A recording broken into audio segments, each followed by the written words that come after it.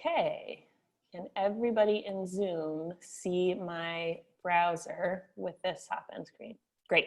So it is a browser-based platform. You don't have to download an app or anything like that, but I think it's works best in Google Chrome if you have that browser or are willing to download it.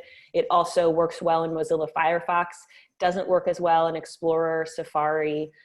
So hopefully people would be comfortable getting one of those browsers that work best with it, or hopefully you're already using them. So what we're seeing right now is the reception area for the event when you first come in. This is the image just for this one that sort of shows you what Hopin is. For the summit, we'll actually have our summit graphic.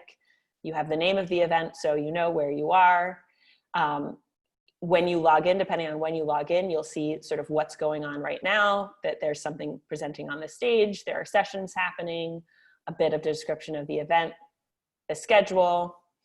And then on the left, you can see this bar helps you navigate to the different areas of the summit. So we're in the reception area.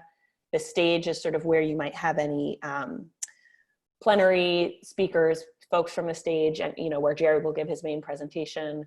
The sessions is for any group, small group breakouts. And then the networking, we'll talk a little bit more, but that's a place where you can go in designated networking time. So at any point in the conference, you can navigate to any of these areas using that left-hand bar.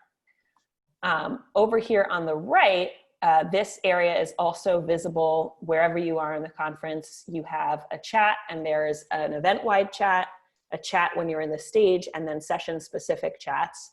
And as you get into those areas, you see them. There's an area for polls. Only the event organizer can create polls, but those are visible. So that's what we'll use for sort of voting on pitches to take the temperature.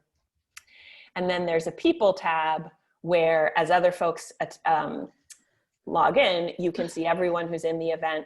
You can direct message them. You can actually directly invite them to one-on-one video chat. So that's one of the ways that you, at any point in the conference, so even if something's happening on the stage, if you want to invite someone for a little side convo because there's something you want to catch up with them about, you can do that using the people tab.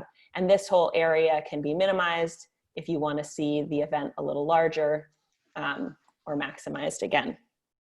So I'm just going to show you what the main stage looks like. If we click on that, you come in, you still see your chat, your polls, your people, but now you have the main screen. Right now, I'm not broadcasting, sort of no one's showing you what's there, but when we switch over, you'd see the video of whatever streaming from the main stage. You're not on camera when you're watching this.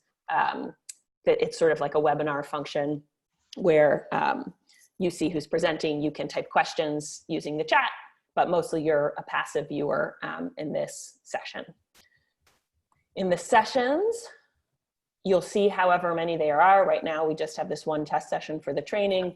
But for example, on the second day when we do the pitch breakouts, there would be a session for each pitch in here that folks could click into and go to whichever session they wanted.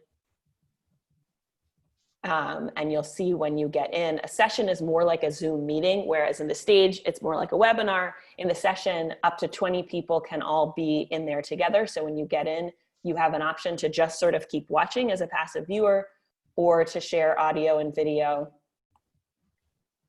and get in the session. And now you're seeing me on Zoom and on Hopin. We have entered the multiverse. And you can leave whenever you want to get out of that.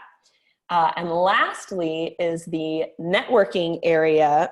So in addition to, as I mentioned before, inviting other attendees to one-on-one video chats, this is this area that attempts to kind of recreate the coffee in the lobby encounter. So when we have networking breaks, if folks go to the network area and click ready, you will get randomly paired with someone else who is also in the networking area for a 2 to 3 minute chat, which either of you could leave at any time. And when you finish that chat, you could decide to extend the conversation, or you could get paired with somebody else. So it'll be interesting to see how people like that function, but it is there to kind of recreate that spontaneous bumping into someone experience of being at a conference. All new etiquette to learn. Yeah, new etiquette to learn for sure. You maybe don't want to be in your PJs on that one, or picking your nose when you wait for someone to come up. So that's the basic overview of what the platform looks like.